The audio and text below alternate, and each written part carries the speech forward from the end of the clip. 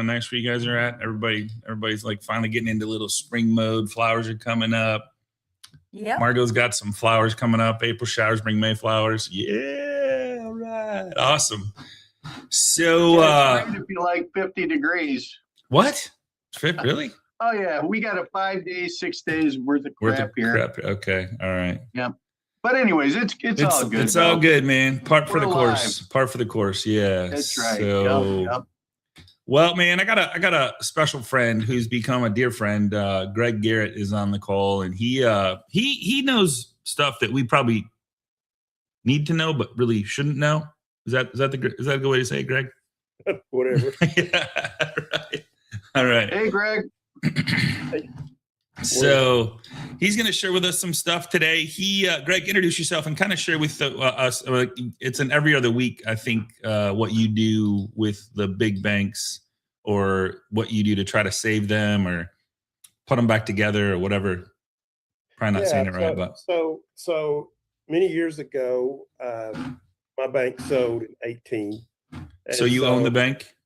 I was the founder. I mean, You never own 100% of it, right? Right. You're a large stockholder, but you don't own 100% of it. But I always say I'm the founder, president, and CEO. Anyway, so started a little consulting business. That's what you do when you get old and nobody wants to hire you, but you feel like now is in your prime of your life. And when you're CEO of a bank, you can be wrong a little bit, but when you're a consultant, you can't be wrong at all.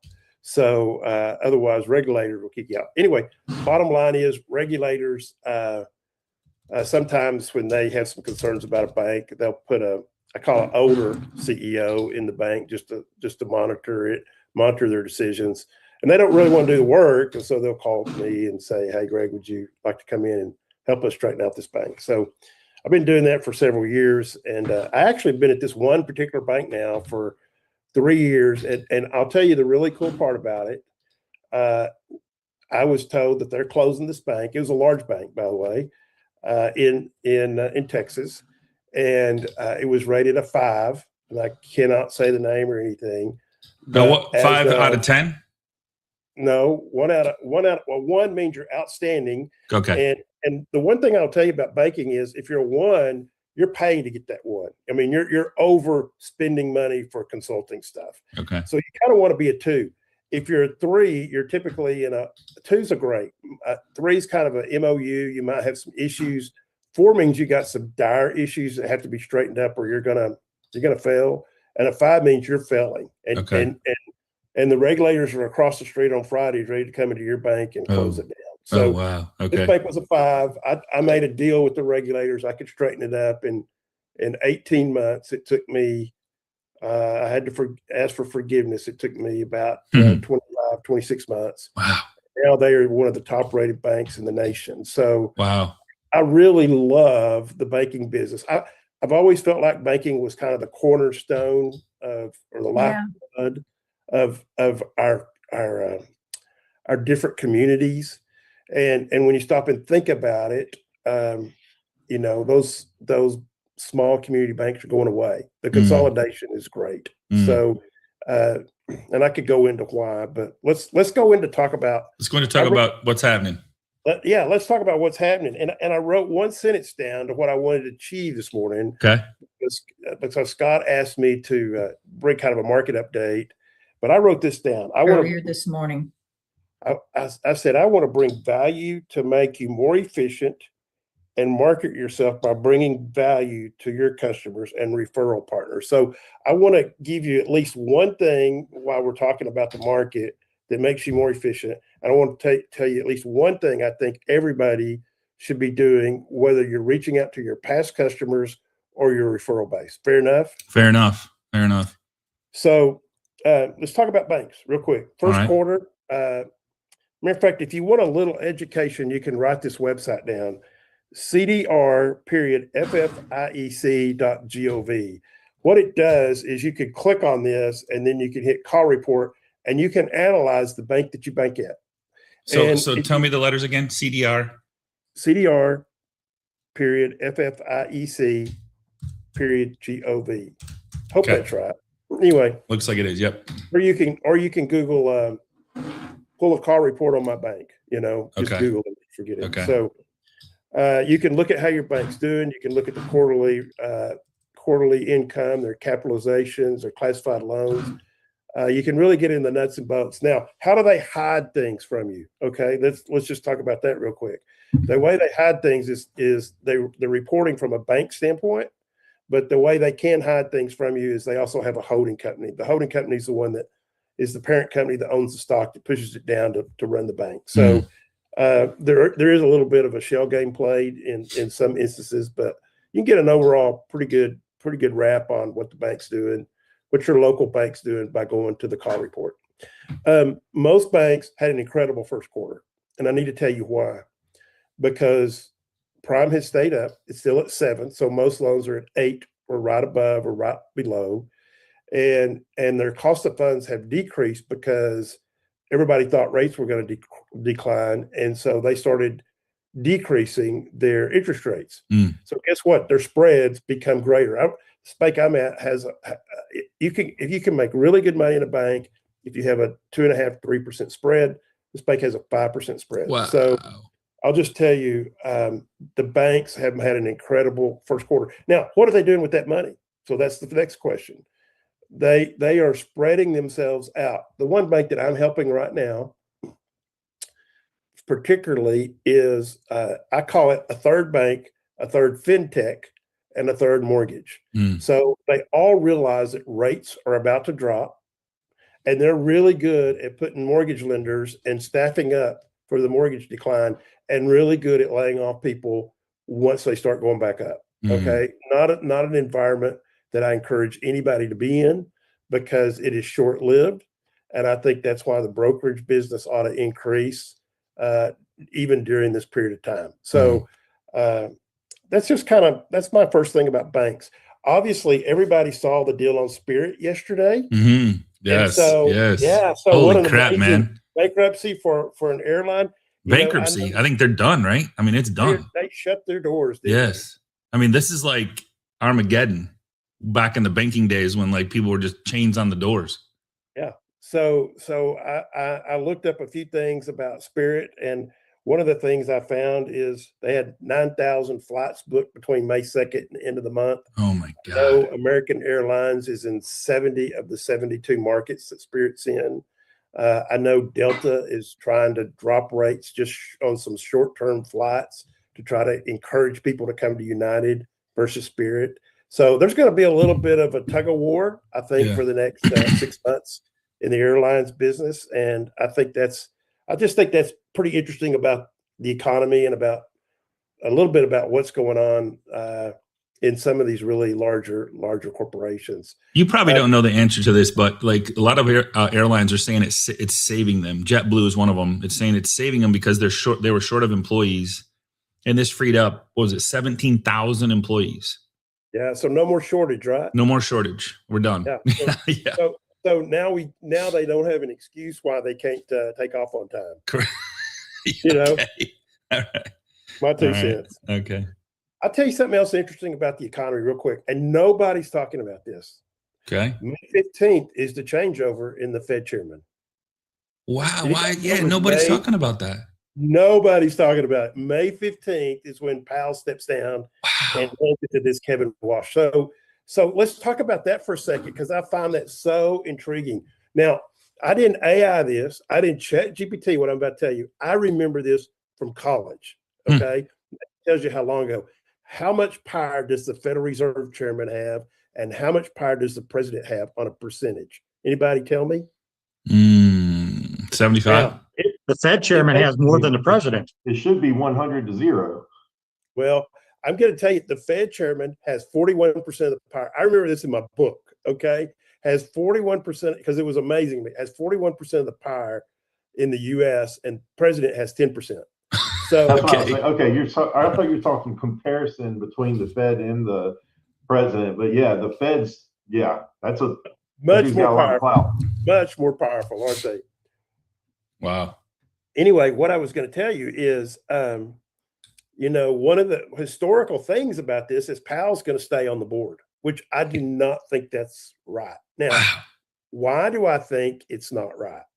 I think Trump, because he wouldn't reduce rates, is going to try to pull the trigger on Powell.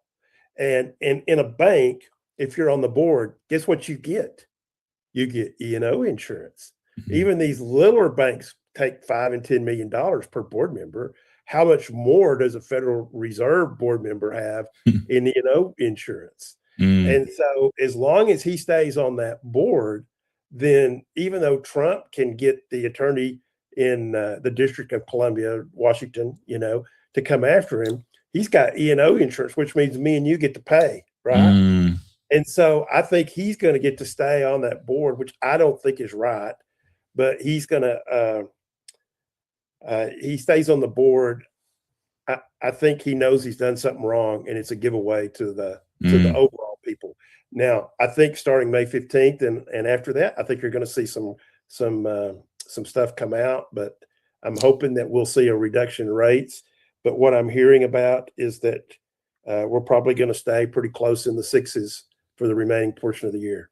So that's the take for right now. Okay, let's get into some other fun stuff. How that's pretty fun stuff right there. How can I help you make you more efficient? Yeah. So, one of the things I talked about a couple of times ago when Scotty allowed me to speak was a deal on banks and the camel ratings, and how do you look at strategic planning, and then how do you break it down into quarters and a month. But I heard someone tell me that, and I've tried this, and I've done this. I'm not doing it actively right now, but put what you're going to accomplish the night before into ChatGPT and tell it to organize yourself for the next day and when you should do certain things that day. It will actually build a organized calendar for you for the following day.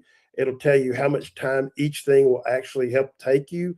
And then in the evening, put your results in there and see what ChatGPT has to say about what you accomplished or didn't accomplish. It's a great one day. Let's see if we can make ourselves more efficient. Okay. Love that.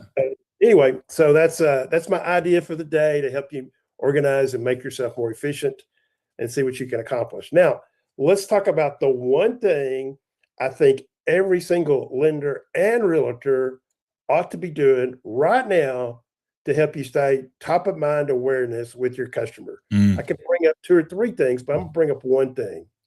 Tax assessed values. Has anybody in here besides myself gotten their tax statement and seen how much more their taxes are going to be this year than last year? We did not have an increase in our market last year. And all of my rentals are gone up by 20 to 29% in value. What? So now, is that a great opportunity to either reach out to your customer and say, let me help you formalize a plan to protest these taxes? Okay. Now, can you pull comps? Well, if you've got UWM, you can go into their information and pull some comps and help your customer with that. But even better yet, get with your realtor partner and say, hey, can you pull a market analysis? I'm trying to put together a plan for my customer right now where they could go down and get their taxes lowered so they don't have to pay as much money. And it's going to make you and me both look like a hero. Is that possible to, I know it's like a tribunal type thing, right? Because I knew a guy that used to do this for a living where he would fight his clients for them through the tribunal. Is it, I don't know, maybe it was just Michigan. No, you can, I think it's just about in every market. You can protest your taxes. There are companies out there you can hire. Okay. And it's not expensive to hire them. It's 10% of the savings most of the time if you kind of want to have some lingo to talk to your customers. But there's really a trick. I will tell you, 2 years ago, I fought all of my taxes, and on my homestead, which is about a $450,000 house. Now in California, it'd be about a $2.3 million house, right? But I live in Lubbock, Texas. And I would tell you that I got my tax assessed value lowered by over $100,000 in 1 year. There are some ways to do it. You have to know the steps. Number one, you don't go tell them what your house is worth. You say, send me your comps. I'm not going to negotiate against myself. And then Mm. you look at their comps, see if they're justifiable. Then you get with the realtor, you find the comps in that zone. Most of the time, these most of the not really appraisers, but appraisers for the tax office, they use a book called Marshall and Swift. They're really looking at the cost of reproduction more than they're looking at market. Mm. And so that's how you get to lower your property taxes. And so just a hint to everybody out here that's listening, this is a perfect opportunity in the next 60 days to reach out to your customer. If you struggle to know what to say or how to do it or how to go about it, my phone number is very available. Text me, call me. I'll walk you through the steps. I'll even show you how I do it personally. And if you want to do it on your own home or your rental property, I'll help you just out of friendship. Make sure you know what to do. So Do we just do a class on that? Do we just do a class on that, Greg? Yeah, I'd Just love like to. like Absolutely. the 5 steps, 6 steps, 7 steps of like the right way to do it. Yep, love to. Okay. Love to help you. Okay. And I'll actually share my screen and show you a couple of mine. I'd like to wait until I get my data because I've already taken my data to the tax office. Okay. I'm waiting for them to send me their comps. Once I get their comps, well, that might be too late for y'all. So let's do this. Let's book a class. Because it's got to be done by what? It's got to be done by a certain date, right? Yeah, you got about 60 more days. Okay. So sometime in the next, 15 to 30 days, we should just book a. You want to just do it next week, Tuesday? Yeah, we can do it Okay. next week. All right, Tuesday. Okay, cool. All right, we'll do it. That'll save you a ton of calls. I'll save you. Yeah. So Cool. but I'm happy to help. Okay. Phil, you got a question? Yeah, actually, I was not really a question. If you can't get in touch with the realtor, you guys can have ChatGPT actually pull comps for you. If you give it the same type of parameters that an appraiser would, it'll actually go out and search like Zillow, because that's where most of them are pulling comps from anyway nowadays. Mm. But you can actually have it pull comps from Zillow, say, okay, here's my property. You can actually give it the address and say, I need 3 comps within a 5-mile radius. That's a great idea. And it'll pull comps for you. I never even knew You you can could even ask tell it. them for comps. I never knew you could ask them for comps because they're obviously Yeah. using something, right? Now, Yeah. Phil, let me tell you something else they do. Okay, so they'll rate your house where I live. They rate it from like an R5 to an R15, and what that really means is how many cuts you have on the front of your house. Like how many if you go this way and this way and this way, and so that's how they rate it. So what you've really got to figure out is you've got to, and I don't know if ChatGPT can do this, but you've got to figure out if their R rating, this is one of the secrets, if their R rating, it is not the same as your property that you're comparing it to. So is that per Marshall and Swift, or what index would that be based on, Greg? Based on the local tax office, you've got to get their how they're going to deem those R numbers. And they might use a Marshall Swift. They might use it by that, but they actually, have Googled your street. They have a picture of your house, right? And they're looking at the front of it, and they're looking to see how many, and they're rating it based on that. And so that's kind of point one of something you have to do once you receive your comps back. So if you build something, build behind it so they can't see it. Yeah, or do what I did one time. I built this house, or had a house built. I wasn't going to do it myself. I'm not that smart, and but I had a room that I wanted to walk up to the attic inside of the house. So and it looked like a 2-story house, but it wasn't. And so you just want to make sure you sheetrock until they've come and looked at your property, and then take out the sheetrock and you're done, right? Okay. So there are things you can do to eliminate some things that the tax office might want you to not know about. Cool. Okay, so be glad to talk about.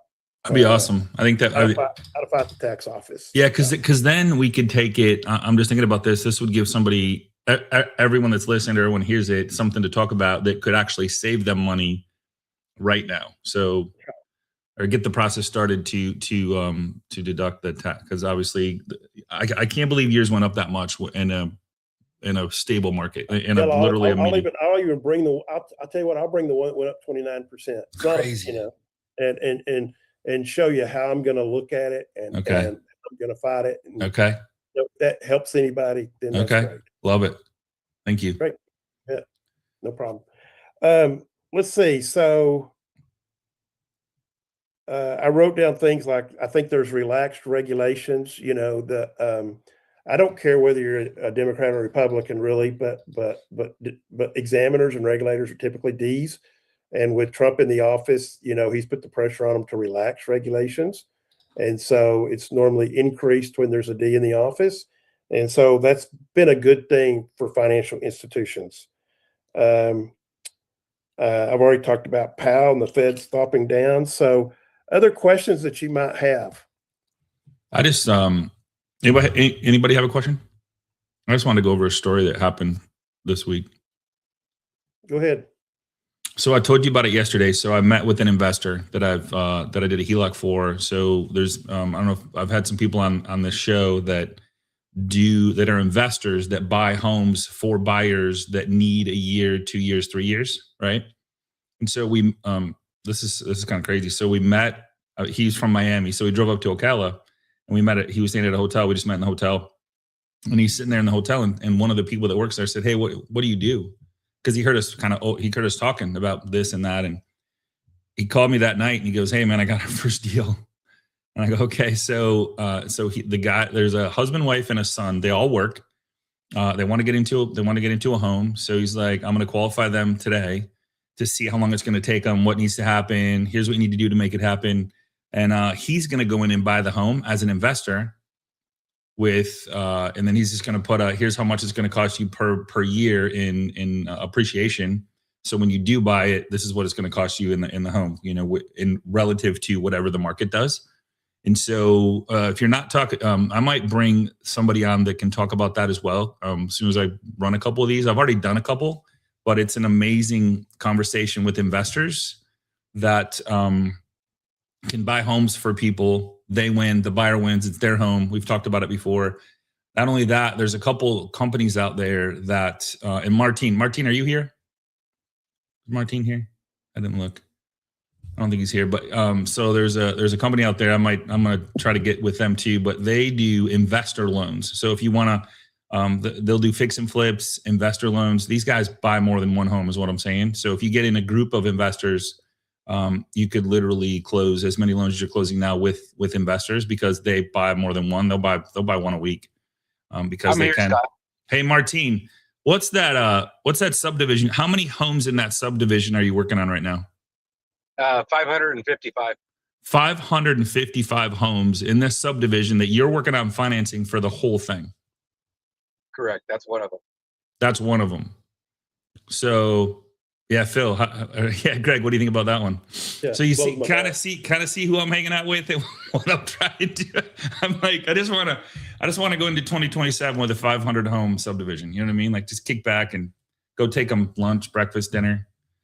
So that stuff is out there, and there's financing for that stuff. And I do have, you know what? I'm going to bring him on. I have a contact that can help you with these things to just have different conversations with people like this. Martin, how did that come about?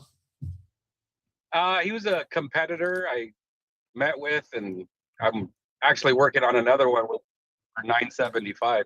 975 homes. Yeah. So once you're in it. Like, it gets stupid, is what you're saying. Yeah, and he sent me to somebody else that I met with yesterday that has 132. Yeah. So can I get your signature, man? Hey, don't forget us small guys, huh? For an autograph. Yeah, I want your autograph, man. Yeah. So Greg, I know you and your wife's a top agent in Texas, Lubbock, Texas, and you're a loan officer. Do you have any issues with that being the case with your wife being a real estate agent? No, it's sure nice. So it's nice, right? Yeah. But I mean, do other agents still give you referrals? Yeah, I still get, well, you've got to build trust. And, the good part for me and my wife is, we're with Keller Williams, not the, they're all good companies, right? Not going to say anything negative, but Keller Williams is obviously the largest, got the biggest market share. And so to have an office I can walk into in the afternoon and sit in the conference room and say hi to, 50 or 60 people. I'll see 150 of them in an hour and a half. Wow. So wow. I get to go to the sales meetings. I get to So everybody's got their thing. And so that's the beauty part about what I do. Hey, before we end, Yeah. I wanted to share the 3 books that I've read so far this year. Is Okay. that all right? Wow. Already. Okay. Yeah. Well, so I'm in what I call the old man's book club. I mean, I'm the lowest, I'm the youngest, and I'm the lowest income, and I'm the everybody else is retired. But I've read 3 really good books. Okay. So they don't really have to do with, hey, let's go manage my company or whatever like that. So the first one we decided to read in January is called Rage and the Republic. And what Rage and the Republic is about, it's about our founders. We're going to be 250 years old on July 4th.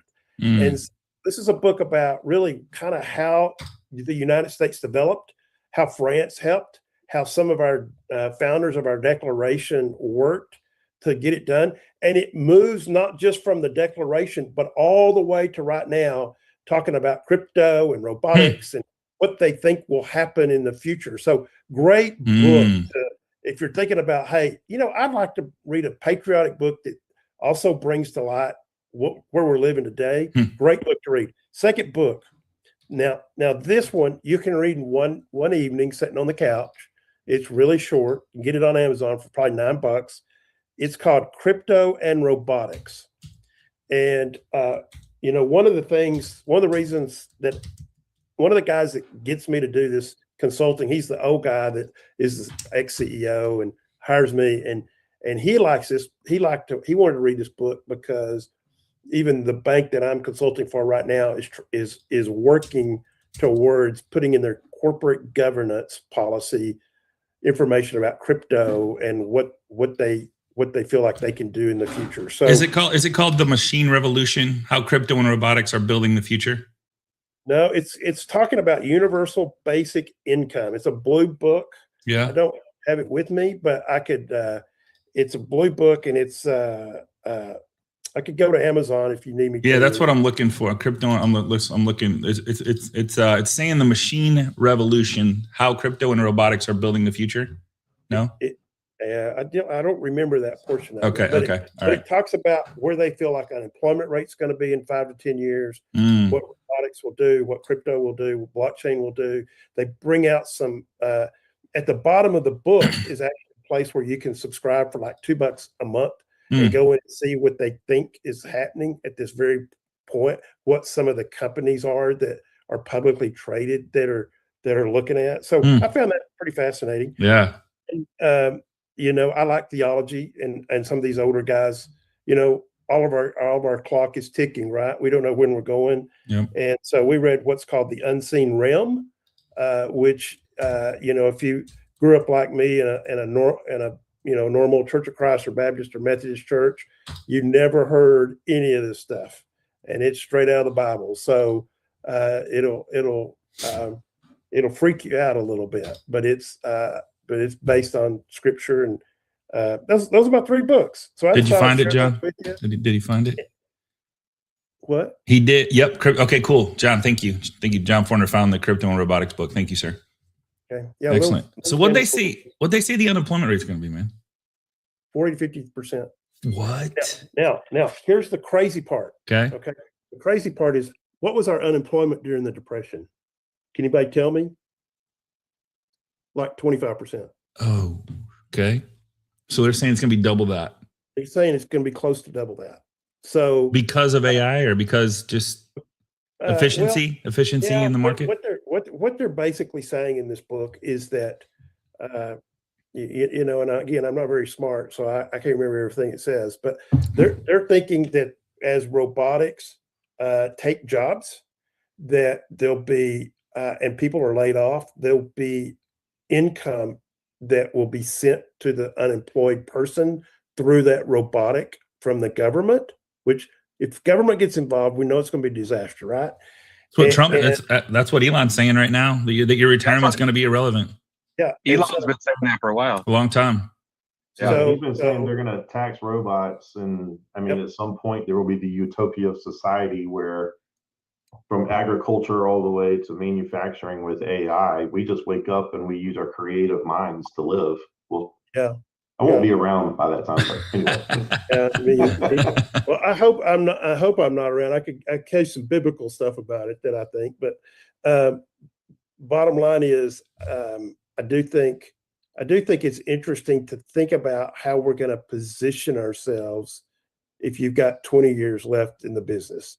So, I used to think that long-term was 5 or 10 years, and I've changed my mind. As I've gotten older, I think long-term should have been 20 years.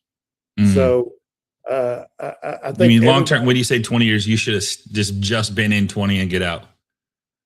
If you have a plan for 20 years, I'm saying you should be wealthy enough that you shouldn't have to work anymore. Gotcha. Amen. Yep. Okay. I agree. So that's my 2 Love cents. it, man. Dude, I love you, man. I love your perspective, love your mind. I love what you've done. I love what you do. And so thank you for being a part of the MLO and like personally being a friend. So good stuff, man. I love our conversations. And I told Greg, I said, man, if you see another bank to buy that you want some help on this. And I look at them all the time. I know you do. I don't think I don't run analysis. So anyway. John's in. I can pull John into that one. What's the name of the third book? It's the link just above the one I just posted. It's called The Unseen Realm, Discovering the Supernatural World of the Bible. Michael Hesser. Yeah, I think he's passed away. I went to Barnes & Noble. It took me almost 2 weeks for them to get the book in. Wow. And there's different editions of it. I got the long. You can get it right on Amazon right here by tomorrow. I can. So Hey, also for those of us who don't understand the Fed, I'm reading a good book currently at the moment called The Lords of Easy Money, which explains the whole history of the Fed, starting from the Rockefellers. Because the Fed actually started on Jekyll Island back when the Rockefellers had to bail out the United States. Wow. Okay. And it got pretty corrupt, didn't it? Very much so, quickly. Yeah, I know all that, so that's great. During the robber baron era. All right. Rag bastards. All right, guys. Hey, guys. Greg, as always, appreciate you, man. Love you, dude. Keep going. And hey, so next Tuesday, Greg, you cool with that? I'll send you an invite. We'll do the how to lower your taxes or how to fight the fight in the step-by-step. He'll show our screen to show the one he's fighting and show how to do it, so we still have time. And then you can go talk to your clients about it. Worst case is you build a case for next year. If we miss the window this year. On Thursday, Eddie Skinner's going to be here. I don't know if he's here today, but Eddie Skinner's going to be here. Him and his wife. Eddie has 4.8 million that's going to close this month. His wife has 1.5, which is an actual real estate agent. So he's going to come on and share what he's doing to have massive success. And Greg, that'll be a good one for you because you and your wife do the same thing. So, all right, guys, have an amazing day, amazing week. Cinco de Mayo, Margarita Day. So have a good day, everybody. Appreciate you guys. Love you guys. See ya Thursday. Bye-bye. They not like us. They not like us. They not like us. They not like us. They not like us. They not like us.